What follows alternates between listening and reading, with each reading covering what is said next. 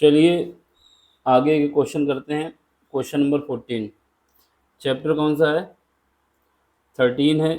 क्या नाम है? प्रोबेबिलिटी। और एक्सरसाइज कौन सी है? 13.2। हम लोगों ने 1 से लेके 13 तक क्वेश्चन कर लिए हैं। ठीक है, अब इसके आगे के प्रॉब्लम करने जा रहे हैं। ये जो क्लासेस चल रही हैं ये एनसीईआरटी मैथ का सलूशन है। इसमें हम लोगों ने क्लास 12 के लिए प्रोबेबिलिटी चैप्टर स्टार्ट किया है। ठीक है, उसकी पहली एक्सरसाइज हम लोगों ने करा दी पूरी। अब सेकंड एक्सरसाइज चल रही है, उसमें 1 से लेके 13 तक क्वेश्चन हो चुके हैं। 14 नंबर क्वेश्चन देखो, आपसे कह रहा है कि probability of solving a specific problem independently by A and B. जो इसकी प्रॉब्लम को सॉल्व करने की प्रोबेबिलिटी दी जा रही है वो क्या दी जा रही है? ए की प्रोबेबिलिटी है 1/2 और जो बी की प्रोबेबिलिटी दी जा रही है वो हमारे पास 1/3 है।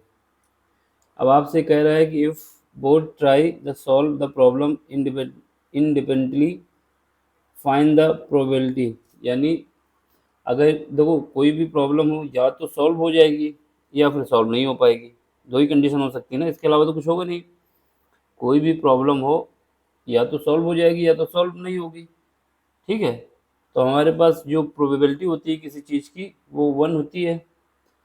तो इसका मतलब क्या हुआ? अगर कोई प्रॉब्लम सॉल्व हो रही है, मान लेते हैं उसकी प्रोबेबिलिटी ए है, प्लस कोई प्रॉब्लम सॉल्व नहीं हो पा रही है वही प्रॉब्लम, तो उसकी प्रोबेबिलिटी क्या है? ए डैश। समझे? किसी चीज़ के सॉल्व होने की प्रोबेबिलिटी हमको दिया गया है 1/2 और हमको निकालना क्या है? किसी चीज़ की सॉल्व ना होने की प्रोबेबिलिटी। तो हमारे पास क्या कंडीशन है? अगर कोई प्रॉब्लम सॉल्व हो पा रही है तो उसकी प्रोबेबिलिटी क्या होगी? प्लस वही प्रॉब्लम सॉल्व नहीं हो पा रही है तो उसकी प्रोबेबिलिटी क्या होगी? दोनों का एडिशन जो होगा 1 के बराबर होगा। क्यों 1 के बराबर होगा? क्योंकि प्रोबेबिलिटी जो होती है उनका समेशन 1 होता है। तो यहाँ से हमारे पास आ जाएगा क्या? Probability of A dash. A dash बता रहा है कि इसकी संभावना नहीं है सॉल्व होने की, तो ये कितना आ जाएगा? 1 माइनस 1/2। यहाँ से आ जाएगा 1/2। इसका मतलब ये आ गया कि प्रोबेबिलिटी ऑफ ए डैश मतलब है कि सॉल्व ना होने की प्रोबेबिलिटी। ठीक है, ऐसे ही हम क्या करेंगे? Probability of B plus probability of B dash is equal to 1। यहाँ से हमारे पास क्या आ जाएगा? Probability of B dash is equal to 1 और जो प्रोबेबिलिटी ऑफ बी क्या है? 1/3, उसको घटा देंगे। इसको सॉल्व करेंगे, कितना आ जाएगा? 2/3। तो ये हमने निकाल लिया अभी। ठीक है, अब हमारे पास क्या क्या आ गया है? एक तो ये आ गया कि प्रोबेबिलिटी ऑफ ए कितना है? 1/2 और प्रोबेबिलिटी ऑफ ए डैश यानी प्रॉब्लम ए की सॉल्व ना होने की प्रोबेबिलिटी 1/2।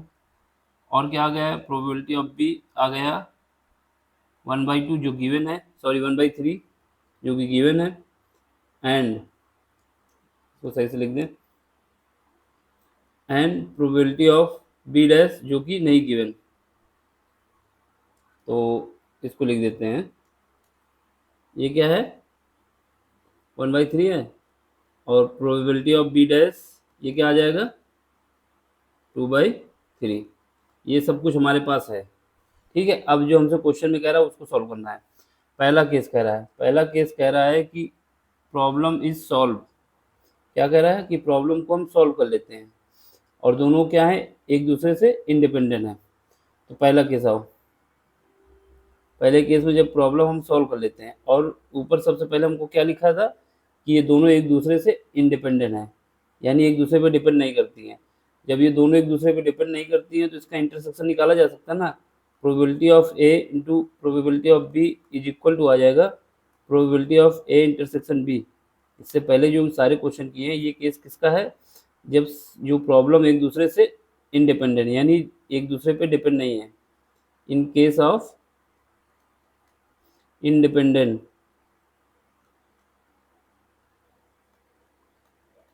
जब ये प्रॉब्लम जो है एक दूसरे पे डिपेंड नहीं करती हैं। ठीक है, तो यहाँ से हम निकाल लेते हैं probability of A intersection B. कैसे आ जाएगा? प्रोबेबिलिटी ऑफ ए कितना है? 1/2 इंटू प्रोबेबिलिटी ऑफ बी कितना है? 1/3 इज इक्वल टू आ जाएगा probability of A intersection B. तो इसकी वैल्यू आ जाएगी हमारे पास कितनी, probability of A intersection B is equal to 1/6। तो एक वैल्यू ये हमारे पास निकल आई। ठीक है, अब जो क्वेश्चन कहता है उसको देखो। पहला पार्ट कह रहा है कि द प्रॉब्लम इज सॉल्व, क्या कर रहा है, प्रॉब्लम सॉल्व हो जाएगी। जब प्रॉब्लम सॉल्व हो रही है तो इसका मतलब क्या हुआ, अगर कोई प्रॉब्लम सॉल्व हो रही है तो इसका मतलब ये होगा कि प्रॉब्लम सॉल्व हो सकती है या तो ए सॉल्व हो जाए या बी सॉल्व हो जाए। यही तो कहानी है, कोई प्रॉब्लम सॉल्व हो रही है इसका मतलब ए से भी सॉल्व हो सकती है या बी से सॉल्व हो सकती है या फिर दोनों से सॉल्व हो सकती है। कोई प्रॉब्लम सॉल्व हो रही है या तो ए सॉल्व हो जाए या बी सॉल्व हो जाए, क्योंकि ये तो बोला नहीं है कि दोनों ही सॉल्व होना चाहिए और ये भी नहीं बोला कि एक सॉल्व होना चाहिए। तो हम क्या मान सकते हैं, पहला पार्ट भी हो सकता है कि हाँ हो सकता है कि प्रॉब्लम ए सॉल्व हो जाए, दूसरा पार्ट भी हो सकता है कि प्रॉब्लम बी भी सॉल्व हो जाए, या फिर हो सकता है दोनों सॉल्व हो जाए। इसका मतलब क्या हुआ, हमको प्रोबेबिलिटी निकालनी है किसकी, ए यूनियन बी की। ए यूनियन बी में क्या आ जाएगा, जो दोनों में कॉमन हो वो भी आ जाएगा और जो दोनों में कॉमन ना हो वो भी आ जाएगा। तो अगर ये निकाल दे तो इसका मतलब ये हो जाएगी कि जो प्रोबेबिलिटी है मेरी प्रॉब्लम सॉल्व करने की वो सॉल्व मतलब हो जाएगा। इसमें क्या आएगा, क्योंकि इसने ये नहीं बोला कि हमको प्रॉब्लम एक सॉल्व करना है कि दो सॉल्व करना है, ये नहीं बोला। और ना ही ये बोला है कि प्रॉब्लम एक से कम सॉल्व होना चाहिए और ना ही ये बोला है कि प्रॉब्लम दो सॉल्व होना चाहिए। तो इस केस में हम क्या लगाएंगे कि प्रॉब्लम ए भी सॉल्व हो सकती है आर, प्रॉब्लम बी भी सॉल्व हो सकती है या फिर प्रॉब्लम दोनों सॉल्व हो सकती है। तो हम क्या करें, इनका यूनियन निकाल दें। तो बस यूनियन जब निकालना है हमें प्रोबेबिलिटी में तो क्या कंडीशन लगाएंगे, probability of A union B. इसके लिए क्या फार्मूला है हमारे पास, probability of A plus probability of B minus probability of A union B. ठीक है, तो ये क्या आएगी प्रोबेबिलिटी हमारे पास गिवन 1/2 प्लस इसकी वैल्यू क्या है, प्रोबेबिलिटी ऑफ बी कितना है 1/3 है और इंटरसेक्शन हमने कितना निकाला है 1/6। जब इसको सॉल्व करेंगे तो एलसीएम कितना आएगा 6, एलसीएम 6 आ जाएगा तो यहाँ पे कितना आएगा 3, यहाँ पे आएगा 2 और यहाँ पे आएगा 1। जब इसको सॉल्व करके लाएंगे कितना आ जाएगा 4/6, 4/6 आएगा। अब 4/6 को हम क्या लिख सकते हैं, 2 से डिवाइड करने के बाद 2/3। तो ये प्रोबेबिलिटी आ जाएगी किसकी, प्रॉब्लम ए भी सॉल्व हो सकती है, प्रॉब्लम बी भी सॉल्व हो सकती है या प्रॉब्लम दोनों सॉल्व हो सकती है। तो A union B is equal to आ जाएगा मेरे पास 2/3। तो ये हमारा आंसर आ जाएगा। ठीक है, ये पहला केस, जो पहला केस हमसे हमसे क्या पूछा गया था कि हमको क्या बताना है कि द प्रॉब्लम इज सॉल्व। ठीक है, अब हमसे क्या कह रहा है कि exactly one of them problem solve, यानी अब हमको सेकेंड पार्ट यूज करना है। सेकेंड पार्ट के लिए हम क्या करते हैं, ऊपर ही सॉल्व कर लें, बस नंबर डाल देना कि प्रॉब्लम सेकेंड सॉल्व करना है 14 का, जिससे कलर चेंज कर लेते हैं जिससे आइडिया रहे। तो यहाँ पे डाल देते हैं 14 का सेकेंड पार्ट सॉल्व करना है। सेकेंड पार्ट में क्या बोला है कि एग्जैक्टली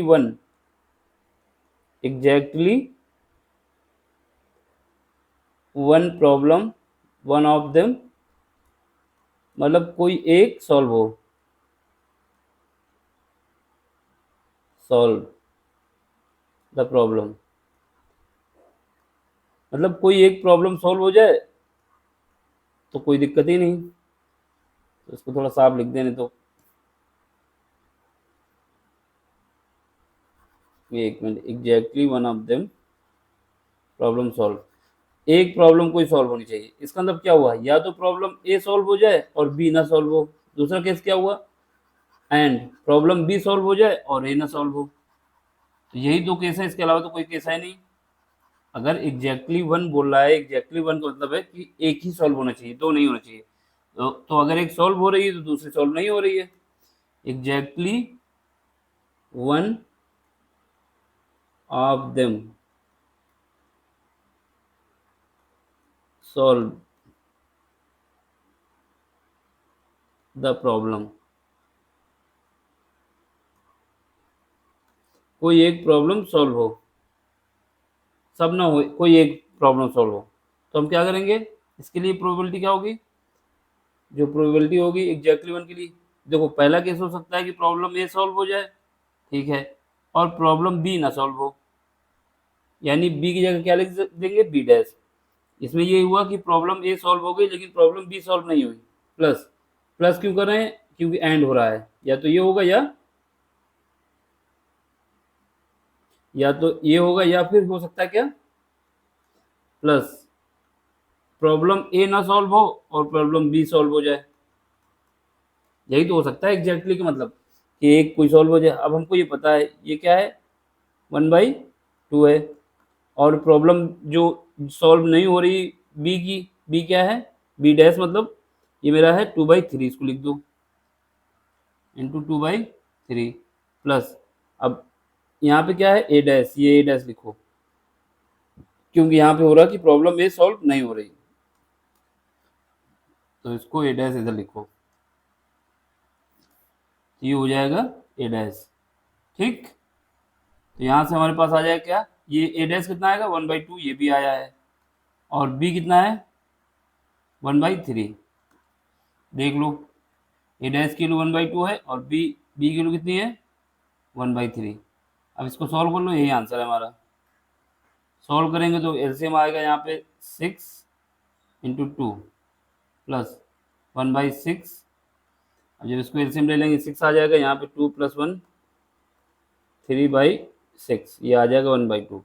यानी जब एग्जैक्टली 1 प्रॉब्लम सॉल्व होगी तो उसका आंसर क्या होगा 1/2, मिला लो आंसर, ये रहा 1/2।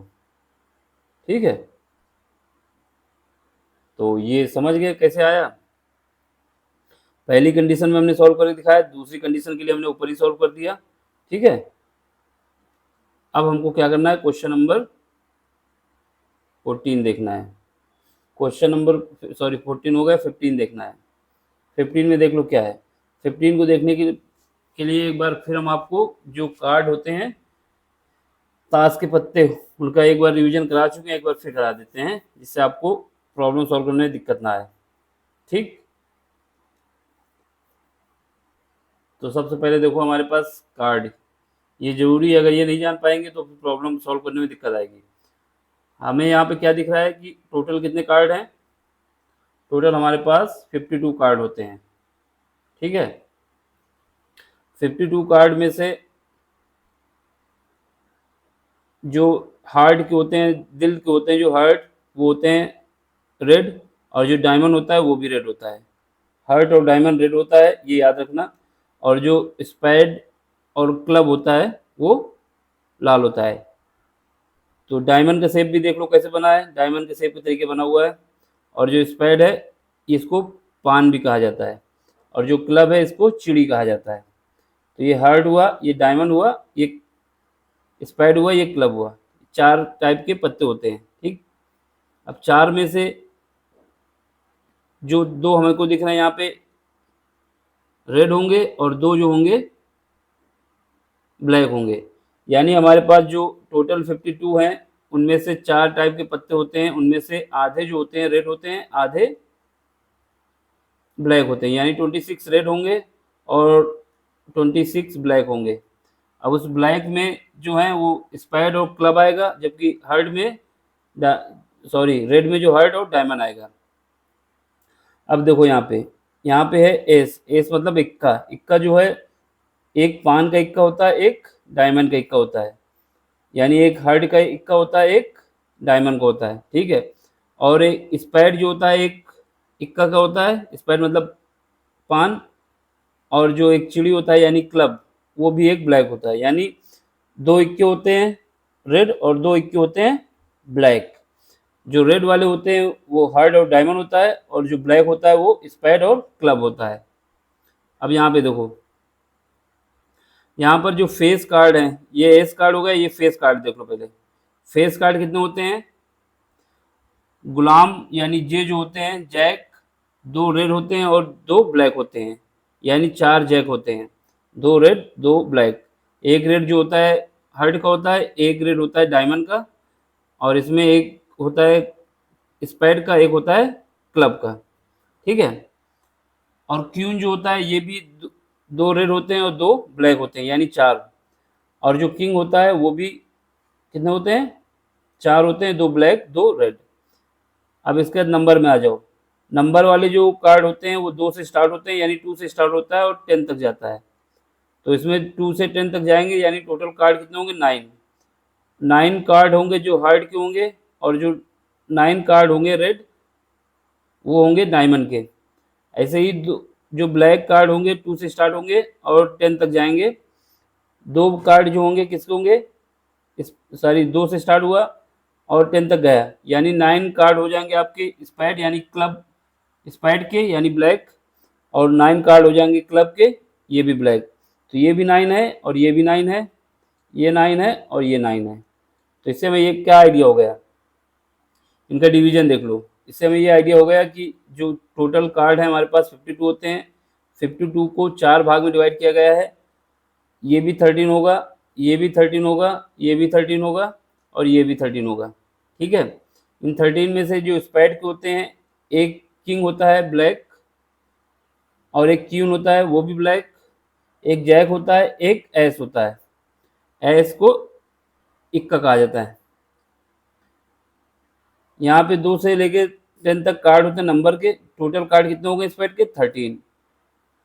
क्लब में भी यही कहानी है, एक ब्लैक किंग, एक क्यून, एक जैक, एक एस, और 2 से लेके 10 तक, 2 से लेके 10 तक कार्ड होते हैं नंबर में। तो टोटल कार्ड कितने हो गए? 13। यही कहानी होती है डायमंड के साथ। डायमंड जो रेड होता है उसमें एक किंग, एक क्यून, एक जैक और एक इक्का, और 2 से लेके 10 तक, 2 2 टू 10 कार्ड होते हैं किसके? नंबर के। टोटल कार्ड कितने हुए? 13। सेम हर्ट में होता है, एक किंग, एक क्यून, एक जैक, एक एस, 2 टू 10 कार्ड होते हैं नंबर के। तो यहाँ भी टोटल कार्ड कितने होते हैं? 13। ठीक। तो अब ये हमको आइडिया हो गया। सारी प्रॉब्लम इसी पे बेस है। अगर हमको कार्ड का नंबर सीक्वेंस पता है कितने क्या होते हैं, तो प्रॉब्लम सॉल्व करने में दिक्कत नहीं आएगी। अगर नहीं पता है तो फिर प्रॉब्लम आ जाएगी सॉल्व करने में। ठीक है। तो हमको क्या करना है? इनको अब सॉल्व करना है। चलो फिर करते हैं, इस प्रॉब्लम को सॉल्व करते हैं। ये प्रॉब्लम में क्या कहा जा रहा है देख लो पहले। क्वेश्चन में कहा जा रहा है आपके पास जो है, 1 कार्ड इज ड्रॉन, मतलब एक कार्ड आपको ड्रॉ करना है। 1 card is drawn at random, मतलब कैसे भी एक एट रेंडम उठाना है। कितने कार्ड में से? 52 में से। ठीक है। In which of the following event, E और एफ के विषय में बताया जा रहा है। ये एक दूसरे पे इंडिपेंडेंट है, डिपेंड नहीं करते हैं। पहला केस, पहला केस क्या बताया जा रहा है ये देख लो। पहले केस में हमसे कहा जा रहा है कि जो ई है, ई इवेंट जो है कैसा है? Card drawn in spade. किससे ड्रॉ किया जा रहा है? स्पैड से। स्पैड मतलब क्या हुआ? 5 से। हाँ।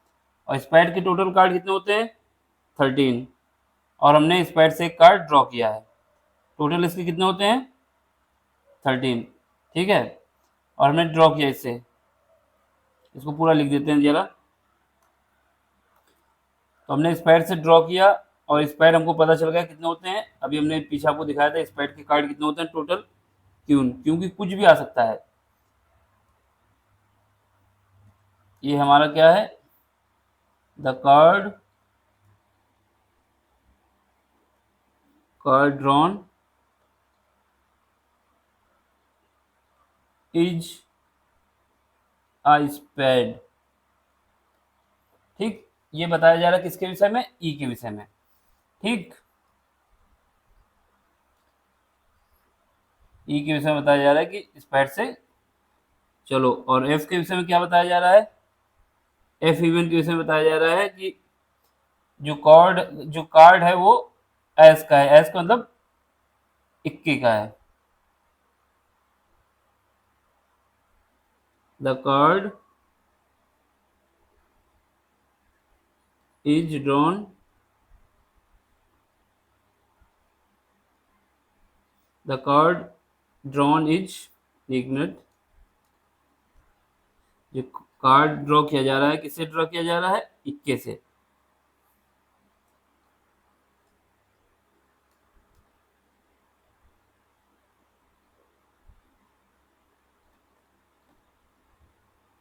N S. ठीक, देखो हमने आपको पीछे दिखाया, क्या दिखाया कि जो स्पाइड के होते हैं कितने कार्ड होते हैं टोटल, स्पाइड के टोटल कार्ड देख लो कितने हैं, टोटल कार्ड स्पाइड के हैं 13।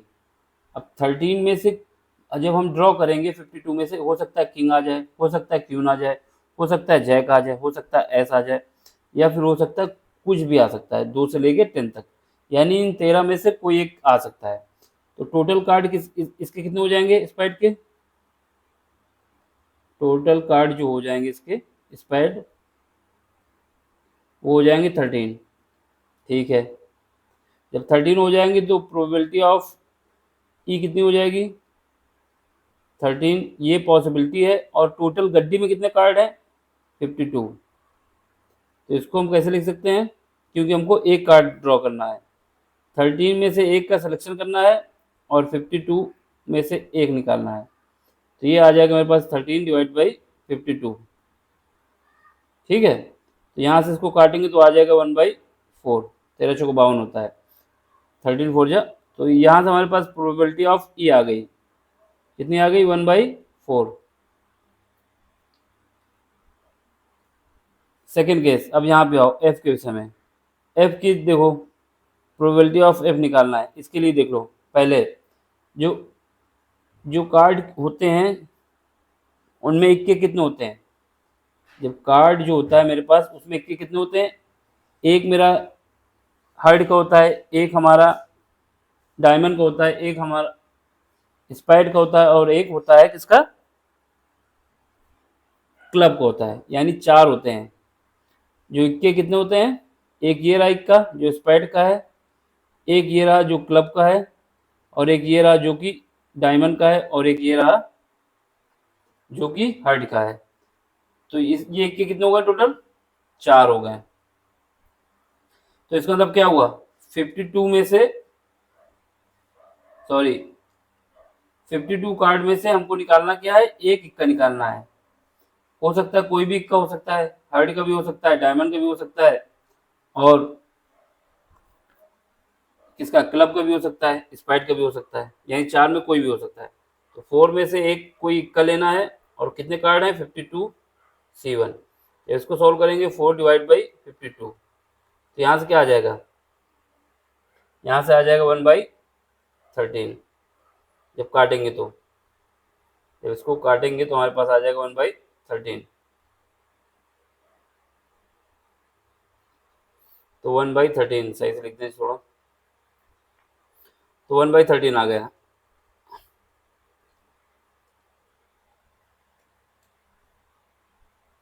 One by 13।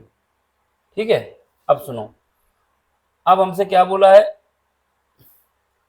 ये एक दूसरे पे डिपेंडेंट नहीं है, इंडिपेंडेंट है, ये केस याद रखना, ये बहुत इंपॉर्टेंट बात है। सुनो, अब हमको निकालना होगा इनका इंटरसेक्शन। अब क्या निकालना होगा इंटरसेक्शन, कैसे निकालेंगे, probability of E intersection F, ये हमको फाइंड करना है। ठीक, तो इसको कैसे फाइंड करेंगे,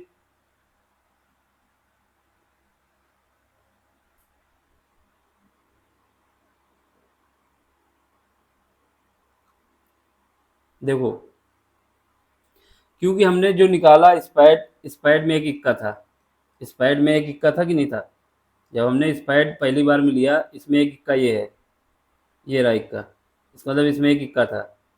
फिर उसके बाद जब हमने 4 इक्के निकाले तो एक इक्का तो ये आ गया, दूसरी बार जब एफ को निकाला एक ये आ गया, एक ये आ गया, यानी जब हमने ई को निकाला तो ये वाला इक्का हमारे पास हो सकता है आ गया हो, लेकिन जब हमने केवल इक्के को निकाला यानी एस को निकाला तो तब ये भी तो इंक्लूड था 4 में। इसका मतलब क्या हुआ, दोनों में केवल एक कॉमन है, दोनों में केवल एक कॉमन है। तो जब एक कॉमन है तो ये क्या आएगा, ई इंटरसेक्शन एफ, ये कितना आ जाएगा 1 आ जाएगा। क्यों 1 आएगा, क्योंकि दोनों में एक इक्का कॉमन है। अब हमको इसकी प्रोबेबिलिटी निकालनी है ई इंटरसेक्शन एफ, कैसे आ जाएगी, एक कार्ड निकालना है, ठीक है, तो कितने में निकालना है 52 में से, तो ये आ जाएगी प्रोबेबिलिटी 1/52। ये इक्वेशन मेरी हो जाएगी थर्ड, और ये इक्वेशन मान लेते हैं फर्स्ट, और ये इक्वेशन मान लेते हैं सेकेंड। ठीक, अब हमारे पास इसको दिखाना होगा ये एक दूसरे से इंडिपेंडेंट है कि नहीं। अगर in case of independent, in case of independent,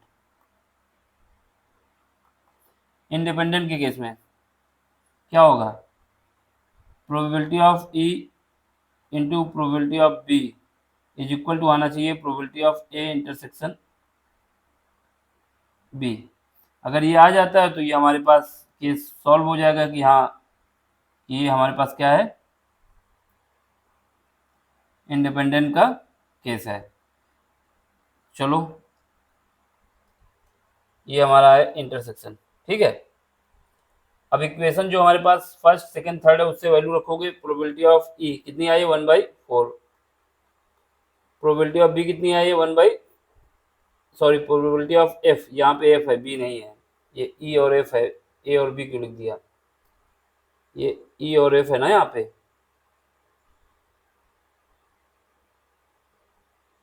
यहाँ पे एफ करो,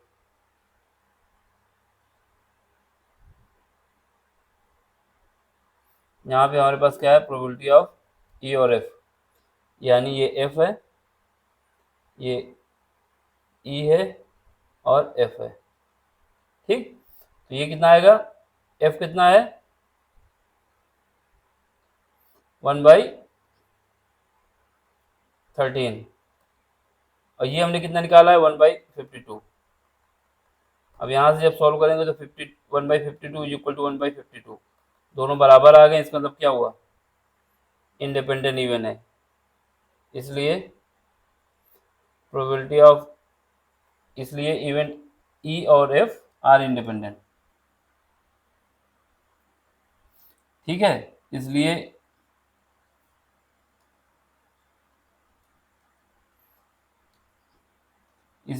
event E and F are independent,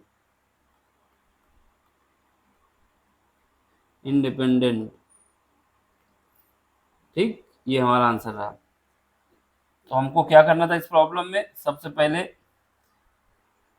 निकालनी थी प्रोबेबिलिटी ऑफ ई जो कि स्पैड की है, दूसरा निकालना था प्रोबेबिलिटी ऑफ एफ जो कि एस की है, फिर उसके बाद इंटरसेक्शन की प्रोबेबिलिटी निकालनी थी क्योंकि दोनों में इक्का कॉमन आ रहा था, यानी एक एलिमेंट कॉमन आ रहा था, तो इंटरसेक्शन की प्रोबेबिलिटी निकाल दी, फिर उसके बाद दोनों का मल्टीप्लाई कर दिया। तो इससे हमको ये पता चल गया कि जो ये हैं एक दूसरे के इंडिपेंडेंट है। क्यों इंडिपेंडेंट है, क्योंकि probability of E into probability of B is equal to है probability of E intersection F. ठीक है, अगर ये ना होता तो ये बराबर ना आते। चलो फिर आगे बढ़ते हैं।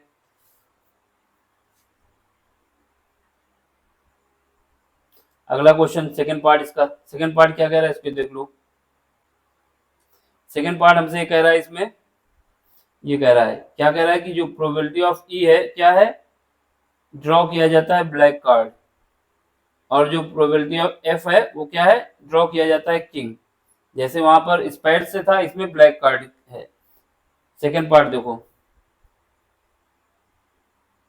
सेकंड पार्ट में अगर नीचे जगह हो तो यही करते हैं,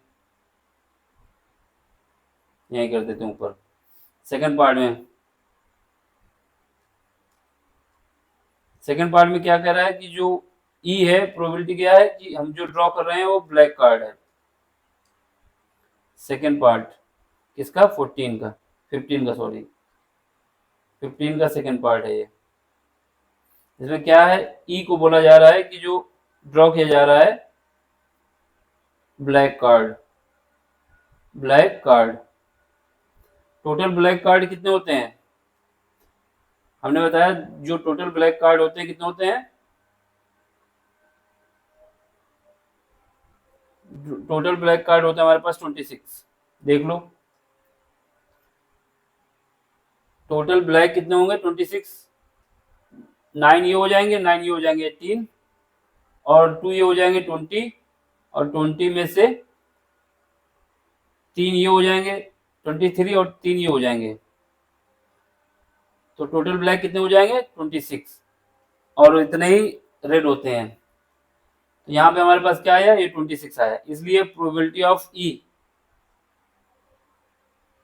ऑफ ई जो कि ब्लैक कार्ड ड्रॉ करने की है, 26 में से हमको एक कार्ड ड्रॉ करना है, डिवाइड बाई 52 कार्ड, टोटल कितने सैंपल स्पेस में 52, उसमें से एक लेना है, तो कितना आ जाएगा 26 डिवाइड बाई 52। यहाँ से जब सॉल्व करेंगे तो आ जाएगा 1/2।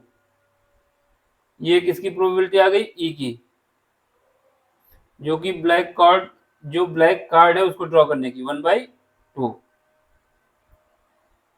ठीक है, अब आगे देखो फिर क्या कह रहा है एफ के विषय में।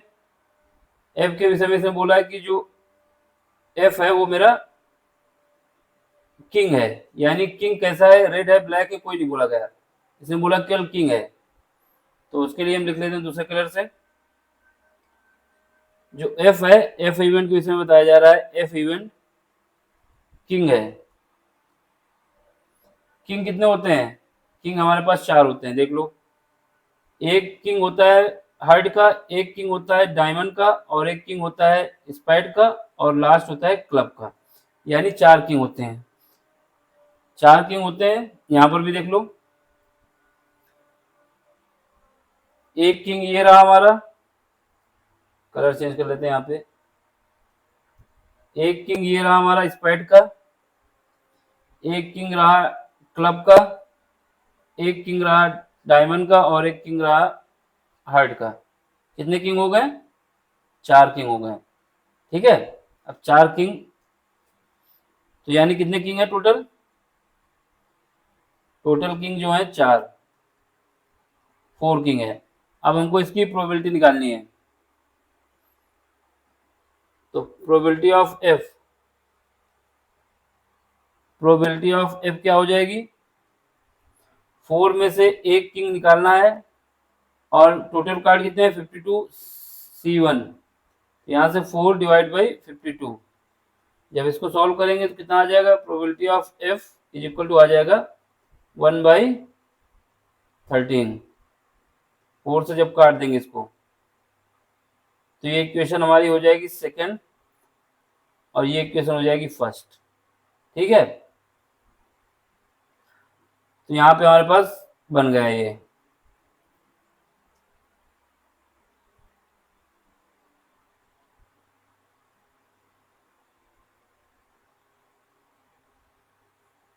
अब देखो, अब हमारे पास क्या है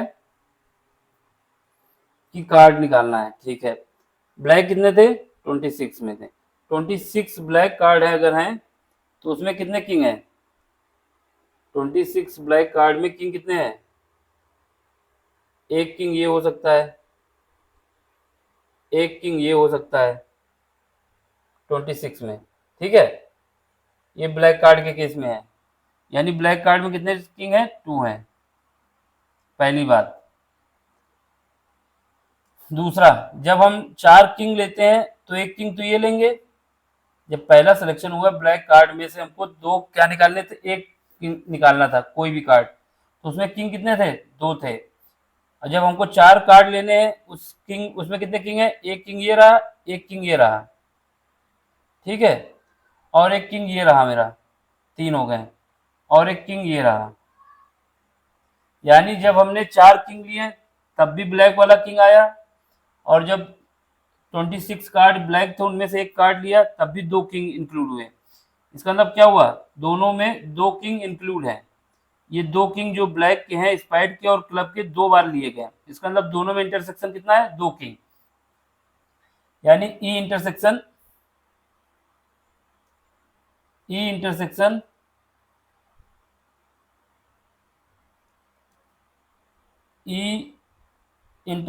एफ, ई इंटरसेक्शन एफ कितना आया,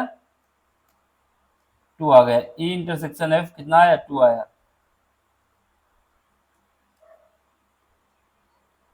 ई इंटरसेक्शन एफ 2 क्यों आया, क्योंकि एक ब्लैक किंग और एक सॉरी ब्लैक किंग जो है एक क्लब का होता है एक स्पैड का होता है, और जब ब्लैक कार्ड 26 लिए उसमें भी वो किंग आए थे, और जब 4 किंग लिए उसमें भी आए थे। तो इसका मतलब क्या हुआ, इंटरसेक्शन का ही आ गया। अब इसकी प्रोबेबिलिटी निकाल लो, ई इंटरसेक्शन एफ कितना आ जाएगा, 2 डिवाइड बाई 52, 52 टोटल कार्ड थे, तो ये कितना आ जाएगा 1/26। ये हमारे पास आ जाएगी क्या, probability of E intersection F is equal to 1/26।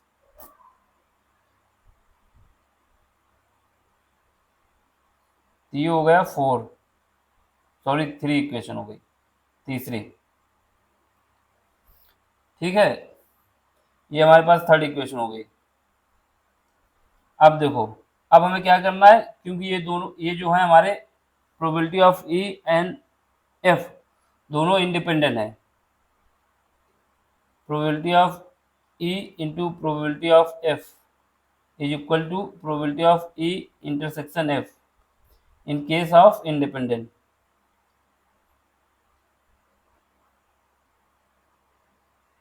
In case of independent event,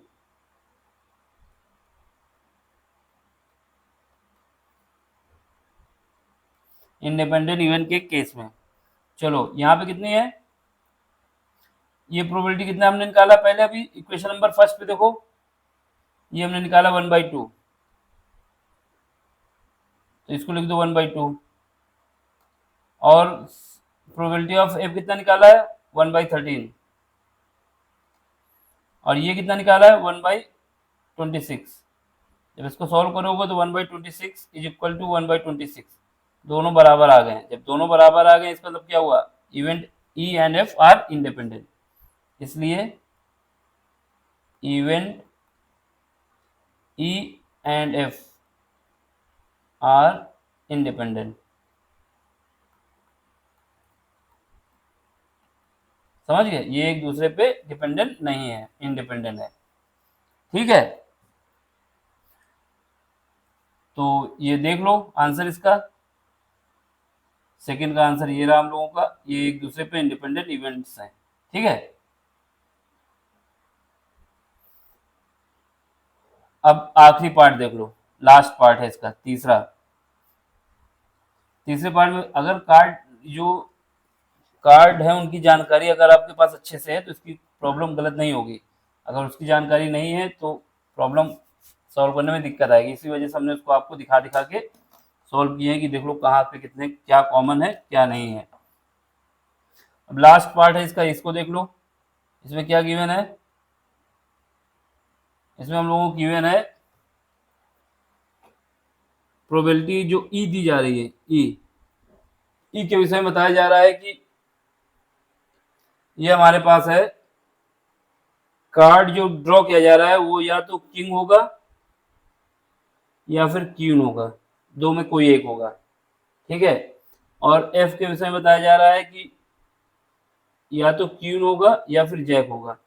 ठीक है, चलो थर्ड पार्ट देखते हैं इसका। थर्ड पार्ट जो हम लोग यहां से करते हैं सॉल्व, 15 का थर्ड पार्ट। इसमें देखो ई के विषय में क्या बताया जा रहा है, ई के विषय में, ई के विषय में हमको बताया जा रहा है या तो क्वीन होगा या किंग होगा, या तो किंग होगा या तो क्वीन, किंग और क्वीन, या तो राजा है या तो रानी है। ठीक है, अब यहाँ पे आओ, यहाँ पे देखो जरा, यहाँ पे टोटल कितने हैं 52 कार्ड होते हैं। 52 में या तो चार, एक किंग ये रहा स्पेड का, एक किंग ये रहा क्लब का, एक किंग डायमंड का और एक किंग किसका हो गया हार्ट का, यानी चार किंग है। एक किंग ये हो गया स्पेड वाला, एक ये हमारा हो गया क्लब का, और एक ये हो गया डायमंड का, और एक ये हो गया हार्ट का, यानी टोटल कितने किंग हो गए चार। तो हम लिख देंगे कितने किंग है, 4 किंग है, 4 किंग। ठीक, अब आगे बढ़ो, क्वीन देखो, एक क्वीन हमारी स्पैड की है, यानी स्पैड पे हो सकता है क्वीन हो। एक क्वीन हम लोगों की है क्लब की, एक क्वीन है डायमंड की, और एक क्वीन है हार्ट की, यानी 4 क्वीन है। कितनी क्वीन है? 4। तो क्वीन भी कितनी है? 4 क्वीन। इसका मतलब क्या हुआ तुम्हारे पास? इसका मतलब ये हुआ हमारे पास, जब हम एक कार्ड निकालना है, कोई क्योंकि एक ही निकालना है, पहली लाइन लिखा हुआ है 1 कार्ड निकालना है, उसमें क्वीन भी हो सकता है, किंग भी हो सकता है, यानी टोटल कार्ड कितने हो गए ई के केस में? टोटल जो हो गए, टोटल कार्ड इवेंट ई में टोटल कार्ड कितने हो गए? 4 प्लस 4 यानी 8। टोटल कार्ड कितने हो गए? 8।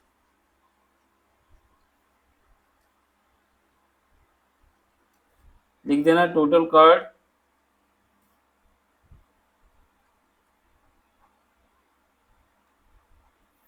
फॉर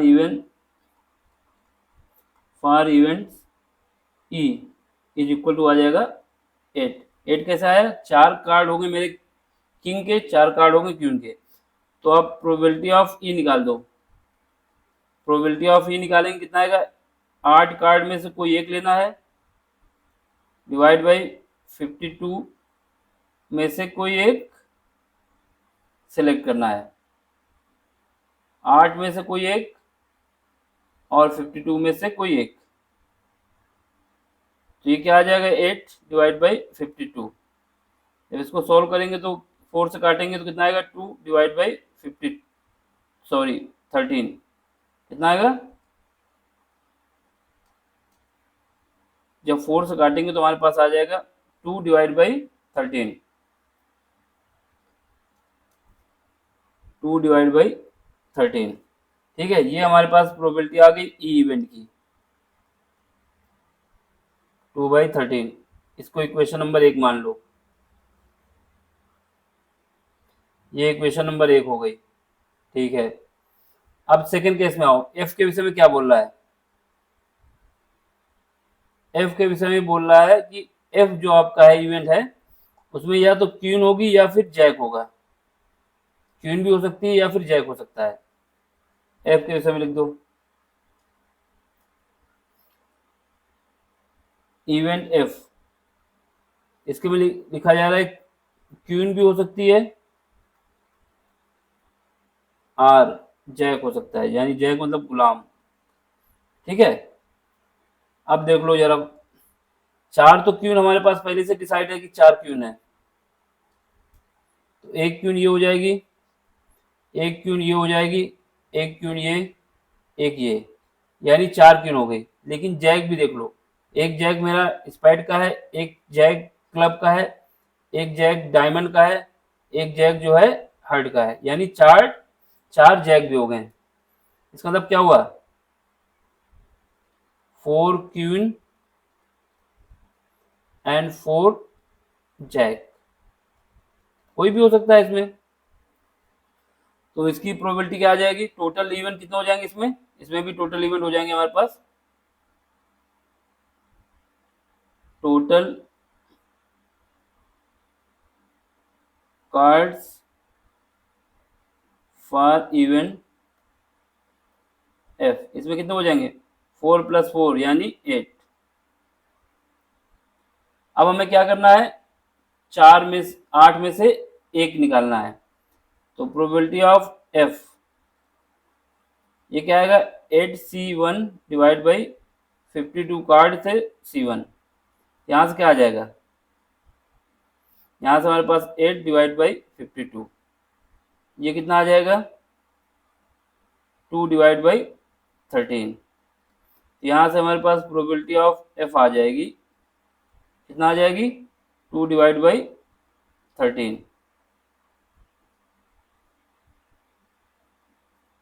ये इक्वेशन हो गई सेकेंड। ठीक है, अब हमको इंटरसेक्शन निकालना है। क्या निकालना है? इन दोनों का इंटरसेक्शन। तो उसके लिए क्या करते हैं देख लो, E intersection F, E intersection F निकालेंगे तो इसमें क्या आएगा, दोनों केस में क्यून तो कॉमन थी ना, क्योंकि 4 क्यून हमने लिया, पहले केस में भी दूसरे केस में भी क्यून लिया, यानी ये 4 क्यून जो है दोनों में कॉमन है, एक स्पाइड की, एक क्लब की, एक डायमंड की और एक हार्ट की, ये 4 क्यून तो हमारे पास कॉमन है। इसका मतलब जो टोटल इसमें आएंगे 4 क्यून कॉमन है। और जब 4 क्यून कॉमन है तो क्या आएगा, probability of E intersection F, ये क्या आ जाएगा 4C1 डिवाइड बाई क्या, डिवाइड बाई 52C1, तो यहाँ से आ जाएगा 4 डिवाइड बाई 52। तो इसको सॉल्व करेंगे तो probability of E intersection F, ये कितना आ जाएगा, 4 से काट देंगे तो कितना आ जाएगा 1/13। ये इक्वेशन नंबर हमारी 3 हो गई। अब क्योंकि ये एक दूसरे पे इंडिपेंडेंट नहीं है, इसका मतलब अगर इंडिपेंडेंट नहीं है तो इनके पास probability of E into probability of F is equal to आना चाहिए probability of E intersection F. In case of, नीचे लिख देते हैं, in case of independent independent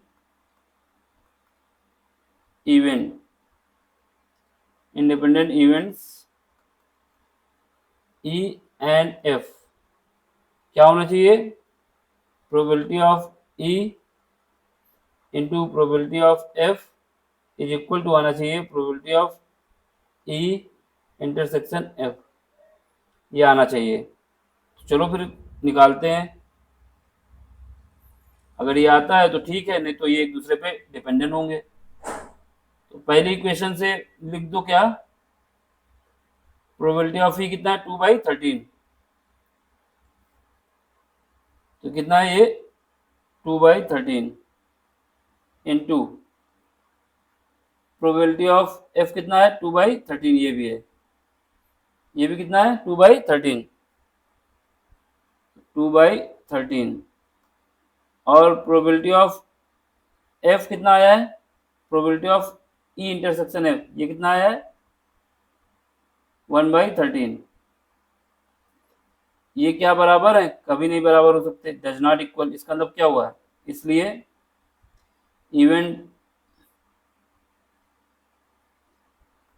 events F, sorry E and F are not independent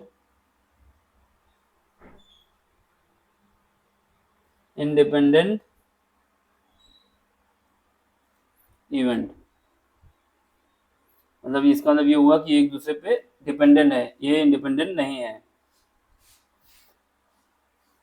तो ये answer देख लो इसका, ये एक दूसरे पे डिपेंडेंट है ना कि इंडिपेंडेंट।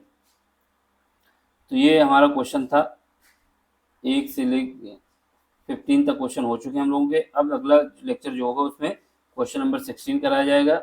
देखो समझ में आया तो लाइक करें, शेयर करें, सब्सक्राइब करें, और नहीं समझ में आया तो कमेंट्स करें। कुछ रिप्लाई, कुछ आंसर तभी हो सकता है जब कुछ हमको पता हो, रिप्लाई करेंगे, कमेंट्स करेंगे तो पता चल जाएगा यहाँ पे दिक्कत हो रही है तो उसको हम इम्प्रूव करेंगे। ठीक है, आप लोगों को क्या करना है, समझ में आता है तो सब्सक्राइब करें, शेयर करें और लाइक करें, और अपने दोस्तों के ग्रुप में डाल दें। Thank you for watching.